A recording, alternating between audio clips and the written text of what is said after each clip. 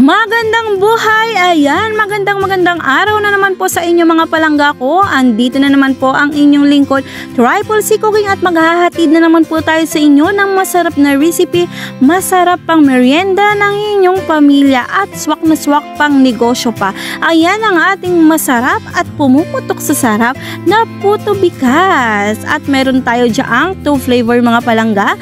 Mayroon tayong cheesy overload na puto bigas at mayroon naman tayong puto bigas with salted egg and cheese. O diba, napakasarap at nakakatakam. Kaya naman mga palangga, kung gusto nyo pong mapanood ang aking version or recipe ng aking puto bigas, i-watch mo na ang full video. And please po mga palangga, don't forget to subscribe my YouTube channel and click the notification bell para updated kayo sa aking mga upload. Ayan, nakakatakam ba? Kaya naman, arat na, i-watch na natin ang full video.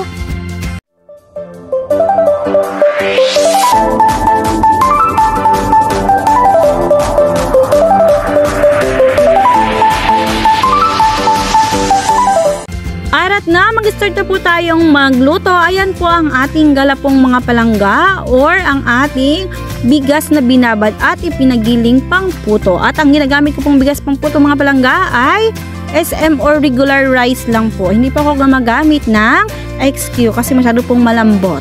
At ayan po ang ating asukal mga palangga. Take note, sa 1 kilong pangputo bigas nyo mga palangga ay kalahating kilong asukal na puti po ang inyong ilagay.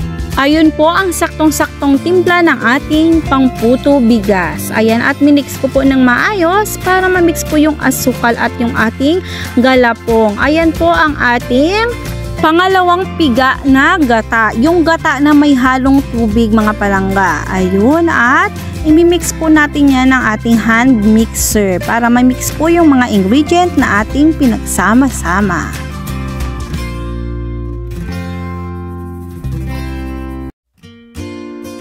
At this point mga palangga ay tapos na po nating haluin or i-mix yung ating mga ingredient na inalagay.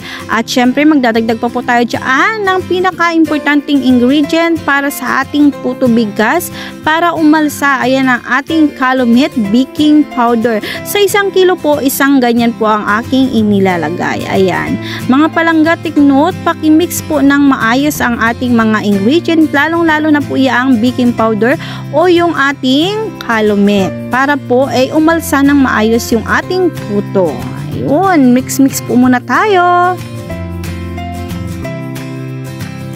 At ayan, na-mix na po natin ng maayos ang ating pangputo bigas. So ayan ang ating steamer. Naglagay po ako dyan ng tubig. Maliit lang po yung steamer ko mga palangga. Ayan. At pakukuluin po natin yung ating isinalang na tubig. So ayan yung ating hulmahan. Meron tayong malaki, meron din tayong maliit. At ayan, maglagay tayo ng mantika dahil ipapahid po natin yan dyan sa ating hulmahan. Malinis po yung aking mga kamay. Ayan po ang aking gagamitin para sa ating pagpahid ng mantika. Pero kung mayroon naman po kayong pwedeng pangpahid na hindi nyo kakamayin, eh mas maganda po. Ayun. Oh, ayan. Sa gitna lang po yung nilalagyan ko palangga ha. Ayan. Hindi ko po nilalagyan yung gilid. Ayan. Kasi baka po bumaliktad po ang ating puto. Sa gitna lang po ang lalagyan. Ayan. Yung bilog sa gitna ng putuhan. Yun ang lagyan nyo lang po ng mantika. Ayan. Para siguradong putok-putok talaga yung inyong puto. Ayun yung technique. So yan ang mga palangga, tapos na po nating lagyan ng mantika ang ating mga putuhan. I-set aside po natin yan. At ayan po, nakahiwa na po ako dyan ng mga cheese. Ganyan lang po siya kalalapat at kaninipis. Ayun, humiwa lang po ako ng ganyan kalaki doon sa ating cheese. At ayan yung ating cheese na ginadgad or kinayod at ang ating itlog na pula na dinurog ko po. Ayan, kung wala kayong pandurog, pwede na po yan yung tinidor. Ayan, sa inyo lang. So ayan na po ang ating galapong or yung ating mix na pangputo bigas at ang ating maliit na steamer. Napakaliit po ng aking space. Yan ang ating lamisa, maliit, kaya naman po siksikan yung ating mga gamit. So ayan, nailagay na po natin yung ating pamputo sa ating steamer. At maglalagay po tayo dyan ng ating hiniwang cheese. Ayan. O diba ang lapad? Overload talaga yan sa cheese mga palangga. Nakita nyo naman sa ating intro kanina. Napakaganda ng kinalabasan ng ating puto bigas. Ayun. Lagyan po natin yan lahat mga palangga. Kunti lang po ang niluto ko para hindi masyadong mahaba yung ating video. At kahit na nga po nakat ko na yan, nawat pa rin po tayo ng 10 minutes. Ayan na po mga palangga at kumulo na po ang ating tubig sa steamer. Kaya naman, isinalang na po natin ang ating puto bigas. Antayin po natin yan kung paano po pumutok yung ating puto. Ayan, at gagawa po tayo ng maliit na mayroong salted egg. Maliit na lalagyan po yan mga palangga. At same procedure lang din naman po ang ating gagawin. Kagaya rin po kanina mga palangga ay maglalagay po tayo ng ating mixture sa ating lalagyanan. Ang pinagkaiba nga lang po ito ay maliit. At ang ilalagay natin dyan ay cheese and salted egg.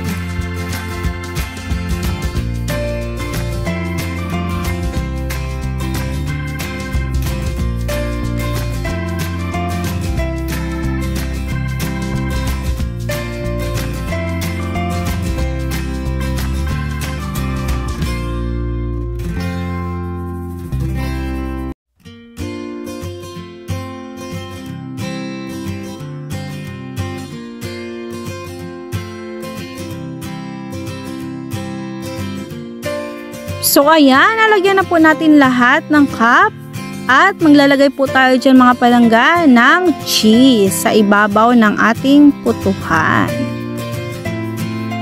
Ayun, ayan yung ating cheese, yung ating pinigkod na cheese. Ayan, konti lang po ang ilalagay natin mga palangga.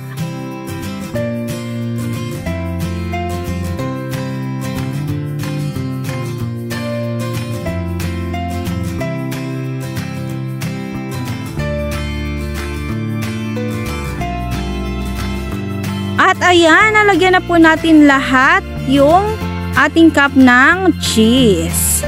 At isusunod po natin ilagay dyan mga palangga yung ating salted egg. Ibabaw po natin yan.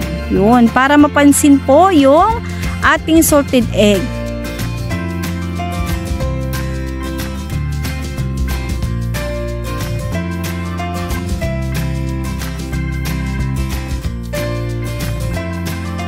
At tada! Tapos na! O diba? At antayin natin ang maluto mga palangga.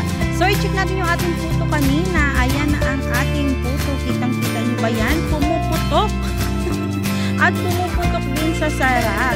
Kailangan mga palangga, pagsalang ninyo ng inyong pamputo ay kulong-kulo po yung tubig ninyo sa steamer. Para talaga namang pumuputok ang inyong mga puto. Ayun. At ayan na nga, agad-agad. Luto na yung ating puto bigas with salted egg and cheese. Ang sarap! Tignan nyo ba naman yan? Ako, nakakasilaw ang aking lights. Ayun, o diba? Kitang-kita yun. Cheese at saka yung salted egg. At pumutok talaga yung ating puto. Ayun, mga palangga.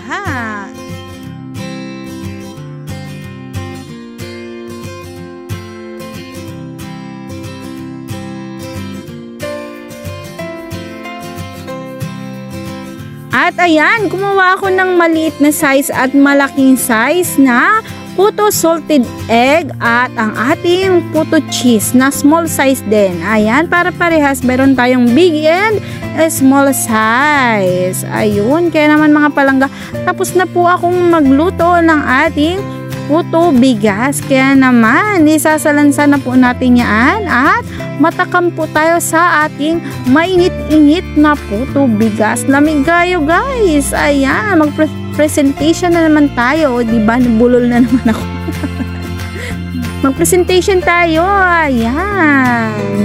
Sabay-sabay tayong matakam sa ating nilutong masarap na puto bigas. Kaya naman mga palangga, kung nagustuhan nyo po yung aking version ng pagluto ng puto bigas, pwede nyo po yung gayahin mga palangging para sa inyo pang negosyo, pang hanap buhay. Thank you so much po sa inyong panonood ng aking YouTube channel at sana po don't forget to subscribe and click the notification bell para updated kayo sa aking mga upload, and don't forget to comment kung gusto nyo po i-shoutout nyo kayo sa aking mga video. Ayun.